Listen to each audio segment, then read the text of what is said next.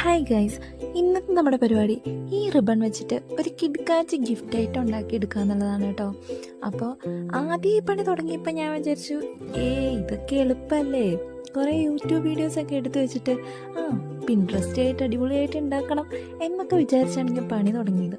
പക്ഷെ പണി തുടങ്ങി പകുതിയായപ്പോൾ ഗൈസ് എത്ര ചെയ്തിട്ടും ഇത് തീരുന്നില്ല. ഇതിൻ്റെ പെറ്റൽസ് ഉണ്ടാക്കുക എന്ന് പറയുന്നത് തന്നെ ഒരു വലിയ പണിയായിരുന്നു. ഓരോ പെറ്റൽസ് ഉണ്ടാക്കുമ്പോഴും നമ്മൾ ഇതിൻ്റെ അകത്ത് ഒത്തിരി കാര്യം ശ്രദ്ധിക്കേണ്ടതുണ്ട്. ഒന്നാമത്തെ കാര്യം, നമ്മുടെ കൈ പൊള്ളാതെ നോക്കണം. ഇത് നമ്മൾ ഉരുക്കിയെടുക്കുന്ന ടൈമിൽ നല്ല രീതിയിൽ കൈ പൊള്ളും.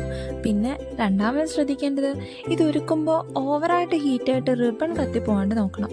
അങ്ങനെ ഒത്തിരി കാര്യങ്ങൾ ശ്രദ്ധിച്ചാണ് അത്രയും പെറ്റൽസ് ഞാൻ ഉണ്ടാക്കിയെടുത്തത്. പെട്ടെന്ന് തീരുന്ന പണിയാണെന്ന് വിചാരിച്ചിട്ട് രാവിലെ തൊട്ട് വൈകുന്നേരം വരെ ഇരുന്നിട്ടാണ് ഇത്രയെങ്കിലും എനിക്കൊന്ന് സെറ്റ് ചെയ്തെടുക്കാൻ പറ്റും. സത്യം പറഞ്ഞാൽ ഇതൊരു ബൊക്കറ്റ് പോലെ മറ്റേ കവറിങ് ഒക്കെ വെച്ച് സെറ്റ് ചെയ്യണമെന്ന് എനിക്കുണ്ടായിരുന്നു.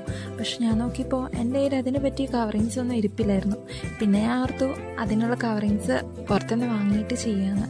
എന്തായാലും ഓവറോൾ ലുക്ക് ഇതാണ്. നിങ്ങൾക്ക് ഇഷ്ടമായി എന്ന് വിചാരിക്കുന്നു. അഭിപ്രായം കമൻറ്റ് ചെയ്യണേ. ബൈ.